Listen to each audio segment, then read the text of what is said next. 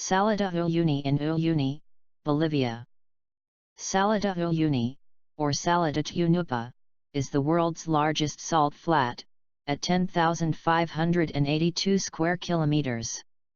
It is in the Daniel Campos Province in Potosí in southwest Bolivia, near the crest of the Andes, and is at an elevation of 3,656 meters above sea level. The salar was formed as a result of transformations between several prehistoric lakes.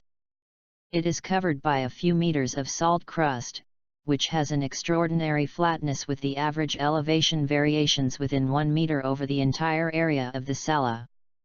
The crust serves as a source of salt and covers a pool of brine, which is exceptionally rich in lithium. It contains 50% to 70% of the world's known lithium reserves. The large area, clear skies, and exceptional flatness of the surface make the salar an ideal object for calibrating the altimeters of Earth observation satellites. Following rain, a thin layer of dead calm water transforms the flat into the world's largest mirror, 129 kilometers across. The salar serves as the major transport route across the Bolivian altiplano and is a major breeding ground for several species of flamingos. Salar de Uyuni is also a climatological transitional zone, since the towering tropical cumulus congestus and cumulonimbus incus clouds that form in the eastern part of the salt flat during the summer cannot permeate beyond its drier western edges, near the Chilean border and the Atacama Desert. The formation of Salar de Uyuni. Containing an estimated 10 billion tons of salt, the question often arises as to how Salar de Uyuni was formed. Essentially, the altiplano, high plateau, here had no drainage outlets, which meant that water from the surrounding mountains once collated to form a giant lake. High salinity meant that whilst this vast, prehistoric lake has long since evaporated under the fierce Andean sun, a thick crust of salt remains, forming what we now recognize as the salt flats of Salar de Uyuni. Aymaran legend provides an alternative explanation, involving the mountains surrounding the salt flats, Cusina, Cusco, and Tunupa. The story is that these mountains were once giant people, and Tunupa and Cusco were married. When Cusco betrayed his wife for Cusina, Tunupa's tears are said to have formed the salt flats. Experiencing Salar de Uyuni.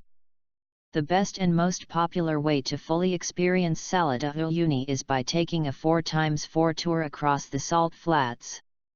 It's worth noting that shared tours usually accommodate for up to 6 tourists, and thus for a more comfortable experience, a private tour should be arranged. Such tours usually involve a minimum of 1 night's stay in rather basic accommodation, and thus it is recommended that you bring plenty of warm clothes and a warm sleeping bag for the night. Further, sun cream is a necessity, as the reflections from the salt accentuate the sun's effect. Adventurous travelers may also wish to try a night's stay in one of the area's renowned salt hotels. With no building materials around for miles, some locals have taken it upon themselves to build structures from bricks of cemented salt. In these hotels, everything from the beds and tables to the flush toilets are constructed from salt blocks. Even if you don't fancy staying, you can usually view these hotels during the day for a nominal fee. In the dry season, Salar de Uyuni is a surreal experience not to be missed. However, rain takes it to a whole new level. As a thin sheet of water covers the flats, it reflects a perfect representation of the sky above, so that it is impossible to tell where sky ends and the land begins. Best time to visit Salar de Uyuni. The best time to visit Salar de Uyuni ultimately depends upon the experience you are looking for. For the best climate, we recommend you visit between July and October. However, for an increased chance of seeing the reflective surfaces, you should visit between March and April. How to get to Salar de Uyuni? Most tours to Salar de Uyuni originate from the small town of Uyuni. To get to Uyuni, you have a number of options available to you. Most people choose to travel from Oruro, where it is 7 hours by train, or 8 hours by bus. These tickets are quite often booked up on the day, so it is recommended to book in advance.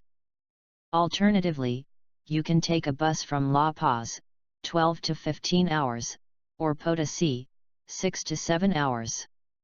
Lastly, you can choose to rent a car or fly into Uyuni's small airport from La Paz. Like us and join us at Extreme Collections for more fun and knowledge.